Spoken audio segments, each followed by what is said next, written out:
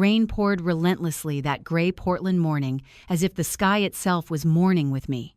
I stood motionless, gripping my black umbrella that trembled in the wind, watching my mother's coffin slowly disappear into the wet earth. Everyone around me was crying. Everyone, except my father. He wasn't there to shed a single tear. Instead, he was thousands of miles away in Hawaii, grinning beside his latest mistress, their champagne glasses sparkling as they toasted what seemed like a celebration of my mother's death. When the final clump of dirt hit the wooden lid, I tried to whisper goodbye through clenched lips.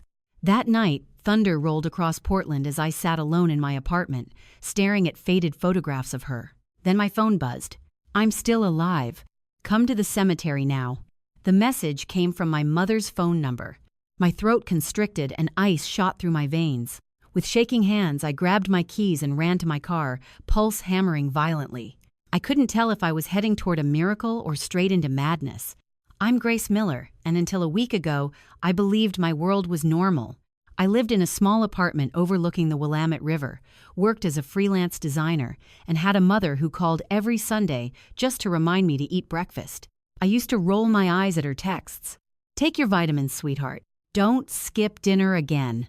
I never thought I'd desperately wish to read them one more time. The morning she died started like any other. I was finishing a project when an unknown number flashed on my phone screen. I almost let it ring, but some strange instinct compelled me to answer. "Is this Grace Miller?" The caller's voice trembled. "I'm calling from Portland General Hospital. I'm so sorry. Your mother passed away this morning. Cardiac arrest." I went numb. The room spun. Everything lost color. "No," I whispered, hands shaking. "You're wrong. My mother was fine. She was going painting today." "I'm sorry," the nurse gently repeated. Her words echoed long after the line went dead. When I called my father, his voice was nothing but cold detachment. "Yes," he said without emotion. "Evelyn is gone." The doctor said it happened quickly. I could barely speak, equal parts angry and disbelieving. "That's all you can say?"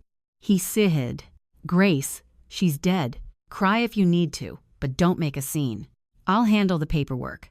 Then the line went dead. In that moment, grief gave way to rage. Something deep inside whispered that my father wasn't grieving at all. He was relieved, and that thought chilled me to the bone. 3 days passed, and the rain continued. It seemed even Portland itself refused to forget her. The cemetery air was thick with damp earth and the faint scent of lilies. People in black huddled under umbrellas, whispering condolences that never seemed to reach my ears. My eyes stayed fixed on the coffin with golden letters spelling my mother's name. Evelyn Grace Miller. My throat ached. "You don't deserve this," I breathed. Whispers spread through the funeral crowd. "Where's Richard?"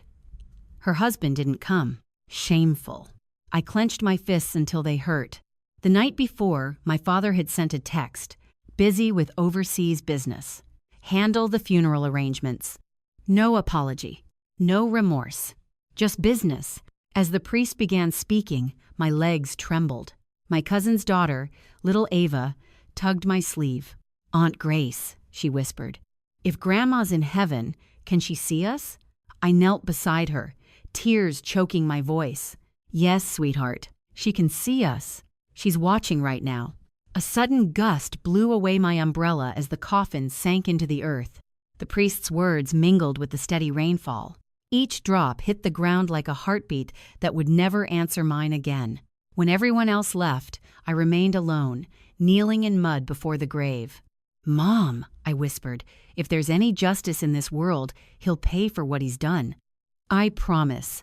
Lightning split the sky, creating a sharp white streak against the black clouds. I took it as an omen. That night, soaked and hollow, I drove home. I showered, put on one of Mother's sweaters, then sat in darkness scrolling through my father's social media. Then I saw his latest post. He was smiling on a sun-drenched beach, arm around a young woman with perfect hair. The caption read, "New beginnings." My chest tightened, and my hands shook so violently I nearly dropped the phone. While I stood under gray skies burying my mother, my father was grinning in warm sunshine beside another woman. Something inside me shattered, and in its place, a darker determination began to rise. That night, I couldn't sleep. Every creak in my apartment felt like whispers from beyond. The storm battered my windows, and no matter how hard I tried, I kept seeing my mother's motionless face inside that coffin. Too peaceful, unnaturally still. I tried distracting myself by looking at old photos. Mom painting in the backyard, laughing with dirt-stained hands, teaching me to bake apple pie, holding me after my first heartbreak. Each memory cut deeper than the last. Then my phone buzzed. I almost ignored it, thinking it was another condolence message. But when I saw the sender's name, I froze. Mom, her phone number, the one I couldn't bring myself to delete. My face went pale as I opened the message. I'm still alive. Come to the cemetery now. I stared at the screen for a long moment, my mind scrambling for logic. Maybe a wrong number, some sick joke. But my body had already made its choice. I threw on a coat, grabbed my keys, and rushed into the storm. The rain fell harder, fierce and relentless. My windshield wipers struggled against the torrent as I sped toward the cemetery, headlights cutting through puddles. Every instinct screamed to turn back, but my mother's words echoed in my head. Trust your heart, Grace, even when your mind is afraid. When I reached the gates, the place was shrouded in fog. Weak lights flickered, casting long shadows across headstones. I parked, stepped into the wind, and called out, my voice trembling. Only rain answered until I noticed movement by the willow trees. A small figure hunched in a soaked coat. Mom, I whispered again, raising my shaking flashlight. The beam illuminated her face, pale, fragile, but unmistakably alive. Her hazel eyes glistened with tears. Grace, she said softly. My mind fractured into chaos. The flashlight slipped from my hands, landing softly in the mud. I staggered forward, heart pounding in my ears, unable to believe what I was seeing. Mom, how are you alive? She reached for me, hands ice-cold but solid. It's me, sweetheart, she whispered, voice trembling. But you absolutely cannot tell anyone I'm alive. Rain poured harder, blurring everything until life and death seemed to merge. I couldn't stop staring. Her face was pale, almost translucent, hair matted to her skin. But her eyes, those familiar hazel eyes, still shone with unmistakable life. Mom, I choked out. Everyone saw you. I saw you. You were gone. She pulled me into her arms, shaking. In that moment, everything disappeared. The storm, the graves, the fear. All that existed was her weak heartbeat mixing with mine. Then she leaned close. Grace, we can't stay here. Someone might see us. We hurried through the rain to a small silver sedan hidden under trees. I climbed inside, body trembling. Mom, what's happening? She didn't answer immediately. Her fingers gripped the steering wheel until her knuckles went white. Finally, she whispered, Your father, Richard. He tried to kill me. I gasped. What? Tears spilled down her cheeks. He's not the man you think he is. For months, he kept pressuring me to sign over my shares, the art studio, everything in my name. When I refused, he said I would disappear. The words hit like lightning. This was impossible.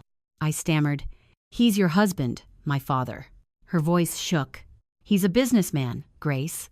He only sees people as assets or obstacles, and I was no longer valuable to him. Then she told me about the night she died. She'd been having chest pains for days from unbearable stress. She collapsed while painting. Their housekeeper, panicking, called an ambulance.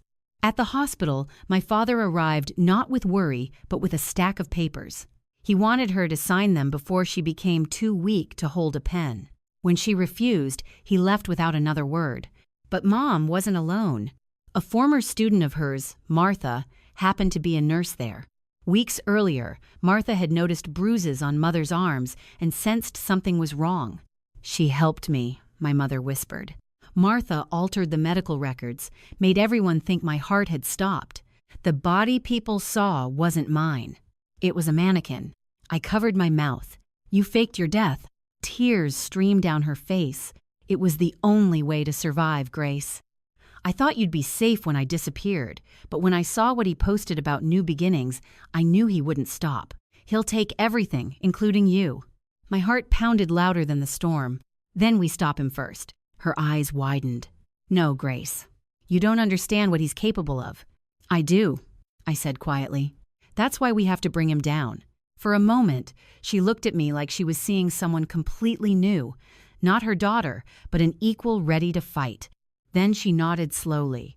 "All right, but we have to be careful. No mistakes." The storm began to ease, rain softening to drips from tree branches. That's when I realized my mother hadn't died in that hospital. She'd been reborn, and I was about to follow suit. As morning broke, the city became sharper, colder, as if it knew what I was carrying. I couldn't sleep. Every time I closed my eyes, I saw my father's face at the hospital. Calm, cold, as if Mother's death was just another business transaction. My mother was hiding in a safe house in Portland's suburbs. Martha visited occasionally. I'd sworn not to reveal this to anyone.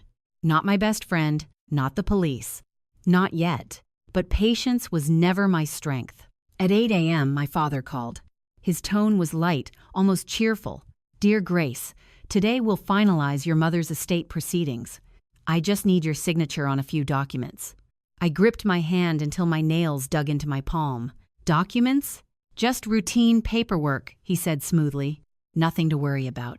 I agreed to visit the mansion that evening, then texted Mom. "He's making his move." She replied immediately. "Let him think he's winning."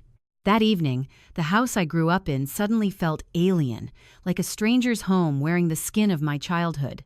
The mansion gleamed with polished floors and crystal chandeliers, but the atmosphere felt suffocating. He welcomed me with a politician's professional smile. "Grace, you look tired. Too many sleepless nights over old things." "Over dead things," I replied, voice sharp. "Or things that were supposed to die." He hesitated, eyes focusing intently for a moment. "Be careful with your words," he warned. We sat in his office. He pushed a thick file folder across the desk. "These are transfer forms for your mother's assets. Since you're the sole heir, I need your signature to confirm ownership so we can proceed." I flipped through the documents, heart racing. My mother's handwriting covered the pages. A perfect forgery. "You forged her signature," I said, slowly looking up. He smiled faintly. "You think I need to forge anything? Your mother agreed to this before she died." I stood up. "Funny, I remember her swearing she'd rather burn everything than let you have it." His expression immediately turned serious. "Sit down. I won't sign." "Grace," he said softly, leaning forward, "I know you're grieving, but don't make me do what's necessary." That cold, authoritative voice had haunted my mother for years. My hands shook. Not from fear, but from rage. "You killed her once already," I told him. He stiffened. "What did you just say?" The chair scraped against the wall as he stood. "You won't get away with it," I said, looking straight into his eyes. A flicker of worry crossed his face. He grabbed the documents, breathing heavily, then shouted, "Get out."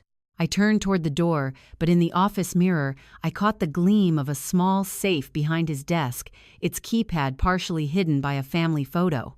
I smiled slightly. "Yes, Father. I'll go." That night, I couldn't sleep.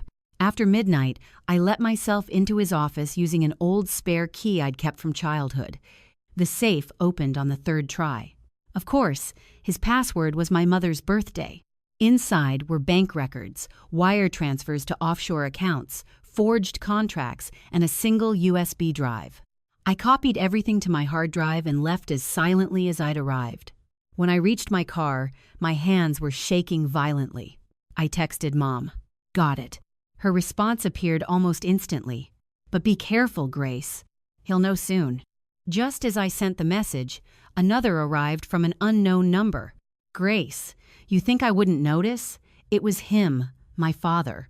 The street outside was deserted except for rain, shimmering streetlights, and my trembling reflection in the windshield." My chest tightened. He knew. Then the phone rang, his voice coming through the speaker, calm and measured. "Too calm.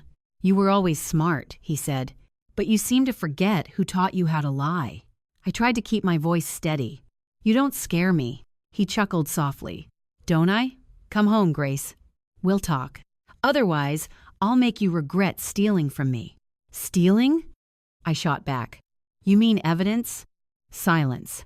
Long, deliberate, suffocating. Then, in a low voice, If you're smart, you'll destroy it. Otherwise, we might have to hold another funeral." The line went dead. For a moment, I sat motionless, staring at my pale reflection in the windshield. Then I heard my mother's words echoing in my head. "He'll come for everything, including you. But not this time." I drove straight to the safe house. Mom opened the door, still in her bathrobe, eyes wide. "Grace, what happened?" "He knows," I said, throwing the USB on the table. "We have to act now. These files, the offshore accounts, forged contracts, fake transfers, it's all there, enough to destroy him." She stared at the USB, then at me. "If we go to the police, he'll find us before they act." I took a shaky breath. "Then we make him destroy himself." Over the next 48 hours, with Martha's help, we anonymously sent evidence to the FBI and financial agencies. Mom contacted an old friend, Charlotte Wells, a lawyer who began drafting an official statement for when the truth emerged. But the storm didn't wait. It came sooner than expected. 2 nights later, headlights pierced the darkness outside the safe house. Mom peered through the curtains and gasped. "It's him," she whispered. Pounding on the door shook the frame. "Grace." His voice boomed through the wooden door. "Open up. End this nonsense." Mom's fingers trembled as she gripped my hand. "Don't. He's dangerous." But I was tired of fear. I pulled the door open. He stood in the rain, soaked head to toe, eyes blazing with fury, his tailored suit clinging like a disguise about to tear apart. "Where is she?" he demanded. I stepped into the doorway. "Who, Father? The wife you buried? The woman you tried to erase?" He clenched his jaw. "You have no idea what she's done. She's destroyed me." "She loved you," I said quietly. "You destroyed yourself." He shoved me aside, striding in while shouting her name into the house. "Evelyn." Mom appeared at the end of the hallway, weak, pale, but unwavering. "I'm right here." He froze. In that moment, even the storm outside seemed to hold its breath. His face went ashen. No, this can't be happening. "You're dead." Her voice was calm, sharp as glass. "You tried to kill me." He laughed brokenly, shaking with rage. "You think you can take what belongs to me? My company? My legacy? You're nothing without me." I stepped between them. "That's where you're wrong." From the distance, sirens wailed, growing louder. His eyes darted toward the window, panic clear on his face. "What have you done?" Mom didn't flinch. "Exactly what you taught us. Clean house. Only this time, you left too late." Red and blue lights flooded the house. The front door burst open, and agents rushed in, weapons raised. "Richard Miller," one shouted. "You're under arrest for financial fraud, money laundering, and conspiracy to commit murder." He turned to me, desperation overtaking arrogance. "Grace, tell them they're wrong. Tell them—" I looked straight into his eyes and shook my head. "You buried the wrong person, Father." He lunged forward, screaming incoherently, but the agents seized him, twisting his arms behind his back. Rain outside grew fiercer, drowning out everything except his rage. As they dragged him out, he glanced at Mom one last time. "You'll regret this," he hissed. She watched him leave, voice soft as a whisper. "No, Richard. You already did." When the door closed, the house fell silent, except for gentle rain from the eaves. I realized the trembling in my hands was no longer from fear. It was relief. Mom collapsed into my arms, sobbing quietly on my shoulder. "It's over," she whispered. I held her tight, feeling her pulse beneath her skin, the heart that was never supposed to beat again. "No," I said softly. "It's just beginning." Outside, the first light of dawn stretched across the wet ground, washing away the night. For the first time since the funeral, the rain finally stopped. The following weeks blurred in a storm of news coverage, court filings, and headlines. Real estate mogul Richard Miller arrested for fraud and conspiracy to commit murder. Every channel showed his photo. Once the charming face of success, now stamped with criminal investigation tags. Mom and I watched from a quiet hotel room far from Portland, avoiding the noise. Mom rarely spoke, hands clutching undrunk tea. One morning, she finally said, "When I married your father, I thought he was someone who built things. I never realized he was the type who destroyed them." I reached across the table and took her hand. "He won't destroy us again." 3 months later, the trial began. The courtroom packed with reporters, lawyers, and shareholders who once toasted him, now whispering in shadows. My father sat at the defense table, suit wrinkled, hair disheveled, his old confidence vanished. He never looked at us once. When my mother took the witness stand, the entire room fell silent. She spoke clearly, every word carefully measured, voice calm but sharp. "I faked my death," she said. "Not for revenge, but for survival." A collective gasp rippled through the gallery. Pens scratched across notepads. Cameras clicked rapidly. She told everything. The threats, the forged papers, the night he told her she'd be worth more dead than alive. She never cried once. She didn't need to. The truth was heavier than tears. When my turn came, I faced the jury, then looked straight at him, the man I once thought invincible. "My father taught me to be brave," I said quietly. But I don't think he expected me to use that courage against him. Finally, his eyes met mine, and for the first time, I saw fear, not of handcuffs, but of losing control of the story he'd written for all of us. Our lawyer, Charlotte Wells, presented the evidence: bank transfers, forged contracts, recordings between him and my deceased grandparents. Piece by piece, his empire crumbled, crushed under the weight of his own lies. When the jury delivered their verdict, the entire room seemed to hold its breath, guilty on all counts. He closed his eyes as those words rang out, shoulders slumping. No objections, no pleas, just silence. The judge's voice rang steady and cold. "Richard Miller, you are sentenced to 30 years in federal prison." The gavel's bang echoed through the courtroom like final thunder after a long storm. Mom exhaled shakily, as if she'd been holding her breath for decades. I reached for her hand, and she squeezed mine tightly, tears glistening but refusing to fall. As guards led him away in handcuffs, he looked back once. In that fleeting moment, I glimpsed the shadow of the father I once loved, then he was gone. Outside the courthouse, camera flashes erupted. Reporters shouted over each other. "Miller, Miss Miller, how does it feel to bring down one of Portland's most powerful men?" Mom stopped, exhaustion clear on her face. A tired smile crossed her lips. "I don't feel like this was a victory," she said. "It feels like freedom." The next morning, newspapers called her the woman who came back from the dead. But to me, she wasn't a ghost. She was proof that truth, no matter how deeply buried, will always find its way back to light. Months passed, and every day I woke still hearing the phantom echo of that gavel. The nightmare was over, but its shadows lingered. Mom and I moved to the Oregon coast, far from Portland's skyscrapers and stress. She bought a small, weathered house near the cliffs, a place with cracked white paint and a garden that bloomed like forgiveness. Her days filled with color again. She taught local children to paint, filling canvases with wildflowers and letting sea breezes dry her tears. One afternoon, I found her by the shore, brush suspended in air. "What are you painting?" I asked. The corner of her mouth curved into a gentle smile. "Freedom." I opened a small design studio nearby called Evelyn and Grace Designs.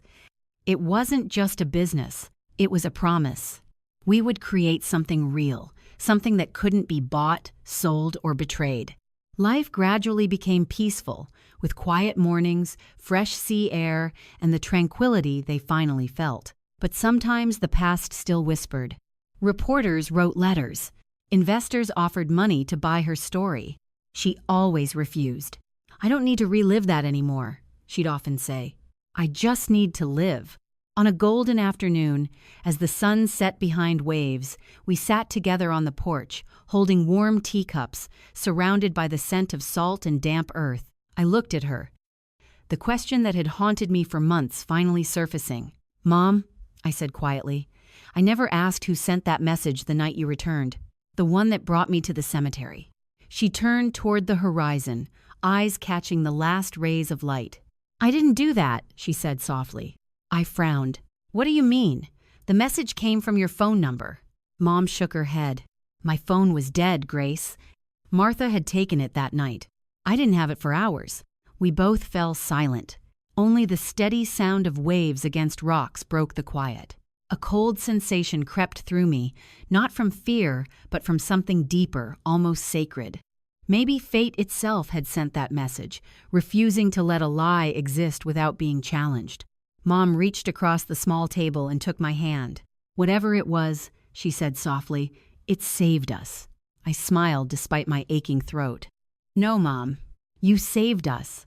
In the fading light, I didn't see her as the woman who had suffered or survived, but as someone completely new, a woman reborn. Later, as I drove home under a sky ablaze with deep orange, the same color as the daisies she loved, I rolled down the windows and let the sea breeze fill the car. For the first time in years, I no longer felt any ghosts following me. The truth had set us free. We had lost everything: money, reputation, even family. But from the ashes, we found something more precious: peace. As the road curved away from the sea, I whispered into the wind, "Sleep well, Mom." And in the silence of waves and tire hums, I swear I heard her voice one more time, gentle, steady, alive. "Sleep well, sweetheart." The storm was over. Finally, we were home. Thanks for being here. If this story made your day, show some love with a like and subscribe. Share this with a friend who loves drama. Until next time.